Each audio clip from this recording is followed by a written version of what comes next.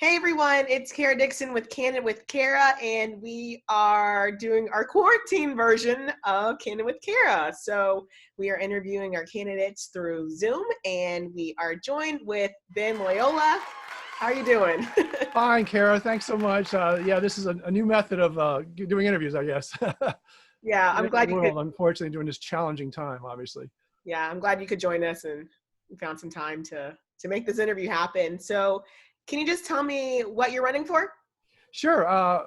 Ben Loyola. I'm running for Congress in the 2nd Congressional District, which is a beautiful district. I'm not sure if folks know, but it's the whole Eastern Shore, all of Virginia Beach, Norfolk, and all the way up to Williamsburg and York County. So it's a wonderful district, 4.5 hours long. So it's really long, including the Chesapeake Bay and those wonderful folks on Tangier Island, which I can't forget. Why did you want to run? Like, what is it that, kind of like, it was like the moment that you're like, I've got to run, I've got to do something. What was that? Sure. I mean, it kind of goes back to kind of my founding things in my life. I was actually born in a communist country. So thanks to the sacrifices mom and dad made, we left Cuba, Fidel Castro and the communist regime, and came to America. So I'm a naturalized citizen. And I ended up joining the military and serving. I served 30 years as a naval aviator, went to the Naval Academy, continued to serve, and then started a wonderful business, engineering firm, award-winning business. I have a family, a wife, and 2 beautiful girls. And my whole life has been of service. I love this country. I've been around the world. I fought for this country under great Commander-in-Chief President Reagan at the time. And, I just saw things that concerned me and what was going on. I believe in free market principles and a strong economy, strong national defense, supporting our veterans. And some of these things weren't happening, and embracing a whole socialist agenda. And when I heard, presidential candidates embracing what Fidel Castro did in Cuba, after he killed tens of thousands of people, I just like, this is ridiculous. So I said, I'm doing this thing. I've got to run, and I'm excited about it. All right. And who is Ben? Like, you already kind of went over that you served, but what makes you you? Like, who are you? Like, how would you describe yourself to people? Sure. First of all, I guess I'm conservative by most metrics, but someone that loves this great country.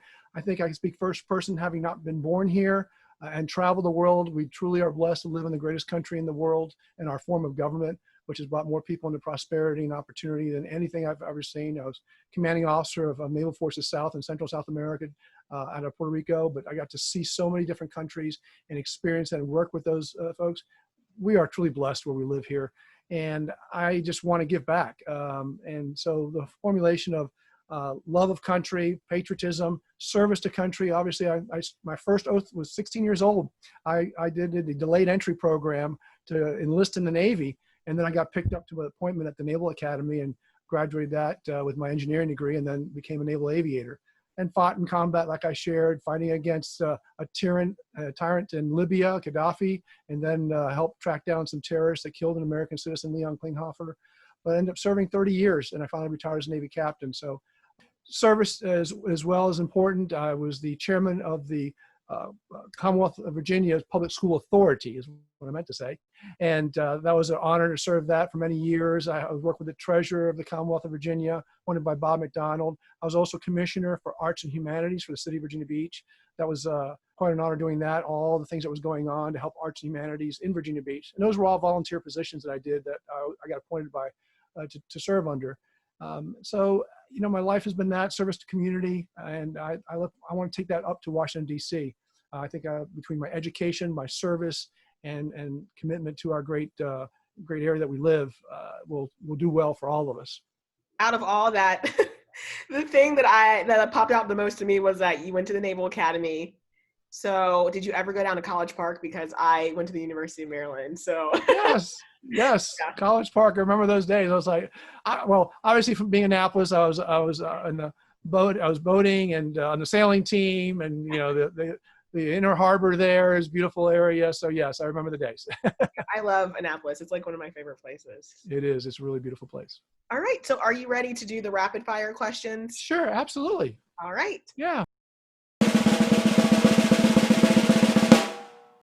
The first question, what is the biggest issue the country is facing? Obviously, very concerning times with this pandemic. And look, America needs to get back to work. But, something that's been brought to attention is the reliance on China to the raw materials and the final products of the pharmaceuticals, and how they use that almost as a weapon against America when we were questioning them about the origins of the pandemic, the coronavirus. So I'm really concerned about the reliance to a communist country. And I shared earlier, I was born in communist Cuba and came to this great country. So I'm very concerned about dependence when someone else can control our literally not livelihood, our health, our well-being, and that concerns me. So we're going to figure that out, and I vow to track that down and support the investigation on that. But getting America back to work is super important. All right. Second question: what is the biggest issue Virginia is facing? Well, similar issues. Obviously, Virginia, I'm really concerned about what was going on with the governor. They announced phase 1 opening up May 15th, but somewhat vague.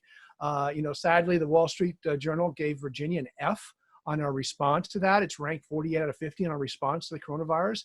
And we're seeing that with the economy and the business. The president pushed information down to the governor, and I believe the governor should have pushed stuff down to the local things, because like the second district, Virginia is pretty diverse. We have concentrations of people where the problem is more pronounced, but then we have a lot of farming areas and aquaculture areas and areas where we're pretty diverse. And I don't think a one plan fits all was the right solution. And as a result, people are really suffering. So we've got to get Virginia back to work, give people back their freedoms. And actually, there's a lot of questions going on in courts, and well, as protests that are ongoing on that. So that's a real problem. Right. And if you're elected, what do you hope to accomplish? Well, foremost, we have a saying in the Navy: a rising tide raises all ships. And, a strong economy does that as well. We had incredible strong economy before this sad pandemic happened. And I really believe we're going to learn from it and come out stronger. Unfortunately, we've lost them along the way. And I pray for all those and the first responders and folks that have lost ones and really been affected by that. But we're going to come out of this strong. And we need a strong economy. We had one before, and that's going to come back. But also, as elected, supporting veterans, both during service with the proper gear support so they can get the job done and come home safe. But afterwards, when they retire or finally finish their tour of duty, is come back and join the labor force and help them support. If they have challenges on the medical side, so many horrific things have come out on that. I look forward to continue to fight to make sure our veterans are taken care of. And I'm a big believer in education and research.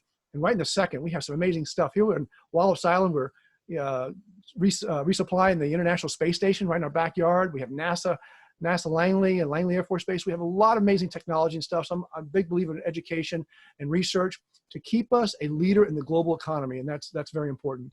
And I've been able to build a broad coalition, even with all my endorsements and throughout the district. I'm excited about working in Congress. We sometimes it's very challenging to get things done up there. Right. And what can residents do to make Virginia a better place to live? Well, I ended up, after my 30 years of service, and during the service here, I was actually touring many of the bases here throughout Hampton Roads. I ended up staying here, starting my business here. My family's here. It's a wonderful place to live, and we had a great economy. And folks need to start engaging, support our small businesses. Even on my website, my campaign website, I put a list of all the restaurants and stores that have curbside delivery. Instead of just doing everything at the grocery store, see if you can give some of that money to curbside delivery and get some money flowing back in the economy. But we need to really support our small businesses as best we can. Folks are really hurting out there. And I think residents are smart enough. I believe in Americans. I believe in their ingenuity and their intellect and their ability to self-quarantine or social distancing, all that stuff. We treat them as adults, we respect them, and we have our wonderful Constitution. So we just need to let residents do what they want to do and live the American dream and do that. Unfortunately, right now, Richmond's controlling that very aggressively. All right. Now for the easier questions, what's your favorite book? Wow, favorite book. So, I'm a big techie guy, my engineering background, stuff like that. So actually my favorite magazine, I must say, is Sky and Telescope magazine.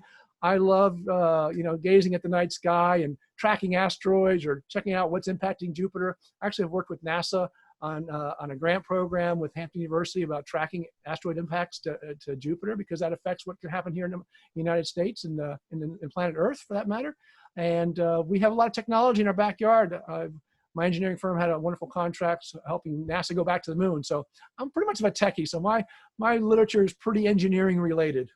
Sky Telescope is a good one for me. That's really cool. I've been to NASA in Houston. So I used to live in Texas. So we would go there to visit, and it was pretty cool. And I saw an astronaut one time, which the tour guides were freaking out because they're like, they never show up. They're never come out.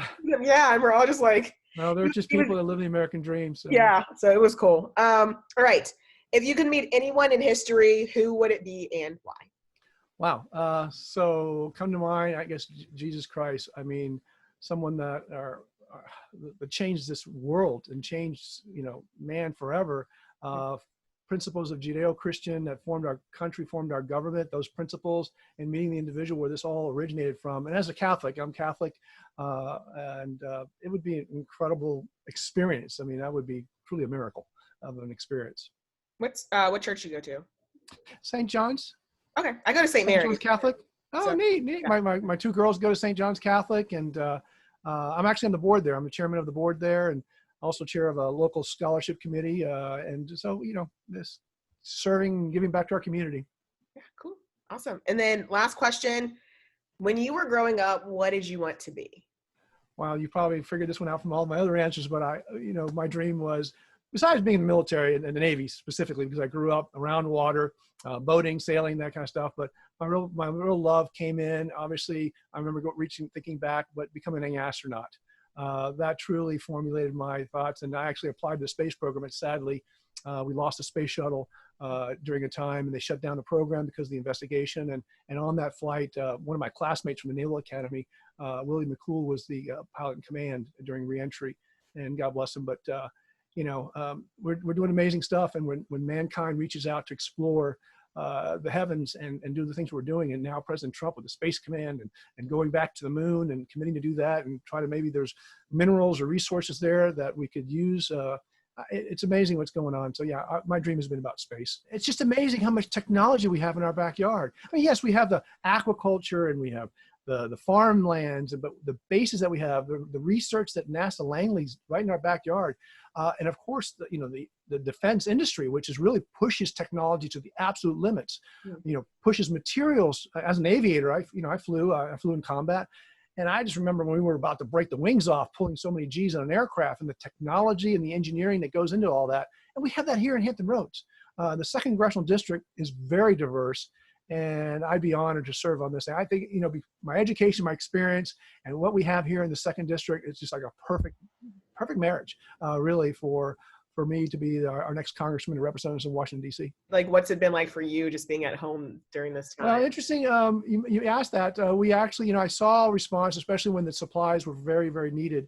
My company, my engineering firm, does 3D modeling, but we actually have, for prototype, a 3D printer. And so we actually went to the National Institute of Health on a website. They had models for the face shield, the protection face shield.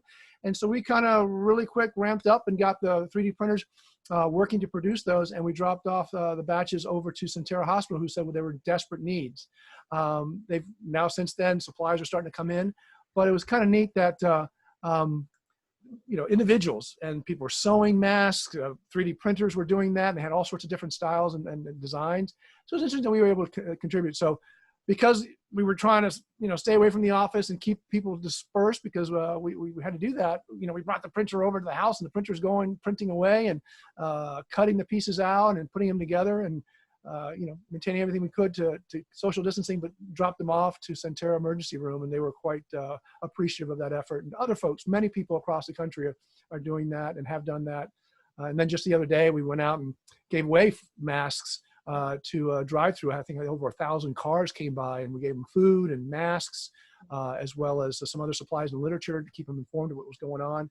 And that was neat. That was through the Selecta, local Hispanic radio station on Euclid Road. So we just did that on Saturday. So, we're trying to find creative ways, as well as the kids. My wife, Gretchen, she's turning quite the homeschooling mom now, working with the school and all the Skype and Zoom and all the various, pushing technology to the limit now has really gone to the kids, whether they wanted to or not now, because you got to keep the education going.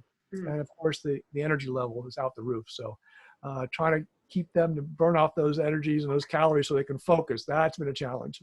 Yeah. The one thing I tell people is to vote, and I tie it back into, unfortunately, Cuba and how Fidel Castro controlled the election. Everybody had to stop work and everybody had to vote, and he got 100% of the election votes, which is scary. And our form of government is based on people voting. So it's so important. And we have a primary coming up on the 23rd of June at their normal polling locations. The governor already pushed that back a couple of weeks, obviously to the 23rd now.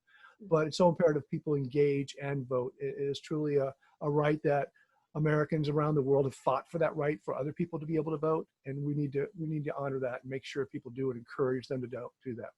All right. That was great. Thank you for being on Candid with Kara. Absolutely, Kara. Thank you so much. Thank you for everything, the First Amendment and all the wonderful things. Thank you for service to our community. Thank you.